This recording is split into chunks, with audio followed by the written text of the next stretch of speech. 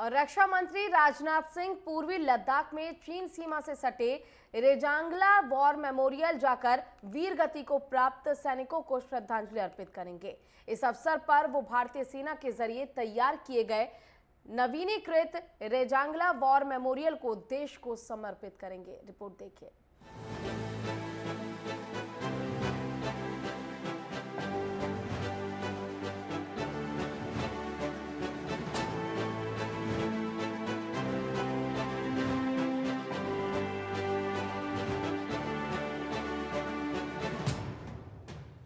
1962 के भारत और चीन युद्ध में रेजांगला का युद्ध भारतीय सैनिकों के पराक्रम, वीरता, शौर्य के लिए याद किया जाता है। दुनिया के लिए युद्ध में इसमें भारत के 120 सैनिकों ने विपरीत परिस्थितियों में रेजांगला में चीन के 6000 सैनिकों से मोर्चा लेकर जिस तरह से युद्ध लड़ा, उसे सम्मान से याद किया जाता है। चीन की सुसज्जित सेना ने सुबह 3 बजे रेजांगला क्षेत्र में युद्ध शुरू किया था। कपकपाती सर्दी में भारतीय सेना ने अपने इस युद्ध का जोरदार मुकाबला किया।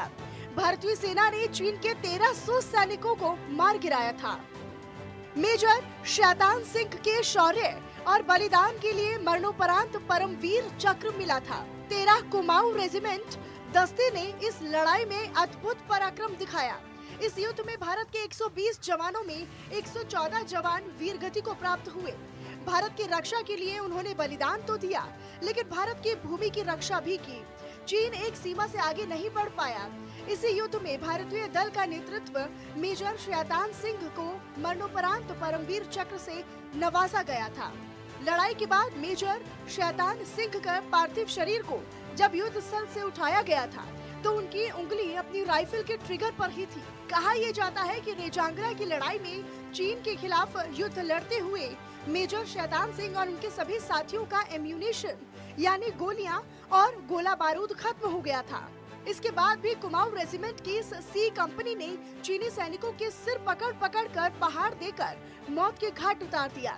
लेकिन बाद में चीनी सेना की तादाद ज्यादा होने के कारण 120 में से 114 सैनिक वीर गति को प्राप्त हो गए और बाकी 6 सैनिकों को चीन की PLA सेना ने युद्ध बंदी बना लिया था। रेजांगला चुशूल घाटी के दक्षिण में है। यहाँ दुर्गम बर्फीली चोटियाँ हैं। जिस रेजांगला क्षेत्र में युद्ध हो रहा था, वे चुशूल घाटी के दक्षिण में है।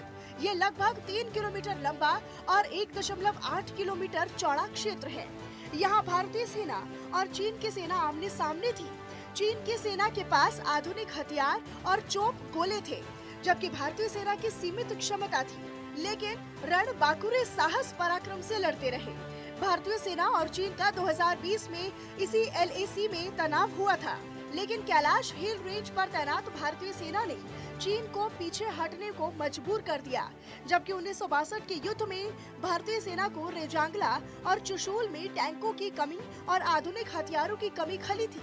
आज की परिस्थितियां बदल गई हैं।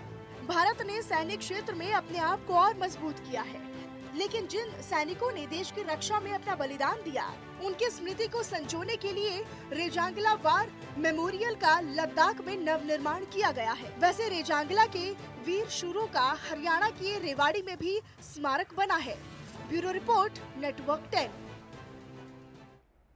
और मोदी कैबिनेट की एक अहम बैठक हुई। बैठक में ये फैसला लिया गया कि मोबाइल टावर कनेक्टिविटी के तहत देश के 5 राज्य आंध्र प्रदेश, छत्तीसगढ़, झारखंड, महाराष्ट्र और ओडिशा के 44 जिलों के 7000 से ज्यादा गांवों को मोबाइल कनेक्टिविटी से जोड़ा जाएगा। रिपोर्ट देखिए। प्रधानमंत्री ग्राम सड़क योजना के अगले फेज को मोदी कैबिनेट ने मंजूरी दी है। इस फेज में आदिवासी क्षेत्रों में 32,152 किलोमीटर सड़कें बनेंगी। केंद्रीय मंत्री अनुराग ठाकुर ने बताया कि इस फैसले से वामपंथी उग्रवाद से प्रभावित इलाकों और आदिवासी इलाकों को खासा फायदा पहुंचेगा।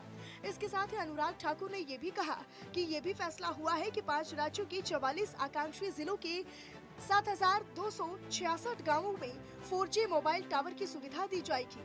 सूचना एवं प्रसारण मंत्री अनुराग ठाकुर ने ये जानकारी दी। उन्होंने आगे ये बताया कि प्रधानमंत्री नरेंद्र मोदी की अध्यक्षता में हुई केंद्रीय मंत्रिमंडल की बैठक में ये फैसला लिया गया है। अनुराग ठाकुर ने कहा कि प्रधानमंत्री ग्राम सड़क योजना फेज 1 और फेज 2 के अंतर्गत रोड कनेक्टिविटी से जो क्षेत्र रह गए थे उन इलाकों में सड़कों का निर्माण किया जाएगा और जनजातीय क्षेत्रों को भी इसका सीधा लाभ मिलेगा।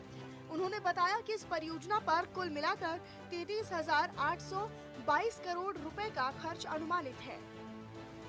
गांव तक मोबाइल टावरों की पहुंच और ज्यादा बढ़ाने के लिए केंद्रीय कैबिनेट ने ये अहम फैसला लिया है। अनुराग ठाकुर ने आगे बताया कि ऐसे जिले जहां पर टेलीकॉम टावर और कनेक्टिविटी नहीं है, जैसे आंध्र प्रदेश, छत्तीसगढ़, झारखंड, महाराष्ट्र और ओडिशा के 44 ऐसे जिलों के 7,266 गाँव में मोबाइल टावर की सुविधाएं दी जाएंगी। उन्होंने ये भी कहा कि फैसला ये भी किया गया है कि 4G मोबाइल सेवाएं भी दी जाएंगी। इस योजना पर 6,466 करोड़ रुपए का खर्च अनुमानित है। रोड कनेक्टिविटी की बात की जाए तो प्रधानमंत्री ग्राम सड़क योजना के चरण 1 और 2 को पूर्व में चलाया जा चुका है। अब इसके तीसरे चरण की शुरुआत होगी। इसके तहत देश के उन गांवों और ग्रामीण हिस्सों को जोड़ा जाएगा जहां अभी तक रोड की सुविधा भी नहीं है। सड़क का निर्माण जंगली एरिया, पहाड़ी एरिया, नदी और नालों पर किया जाएगा, जिसमें बड़े बड़े पुल भी शामिल हैं। Desk report, network 10।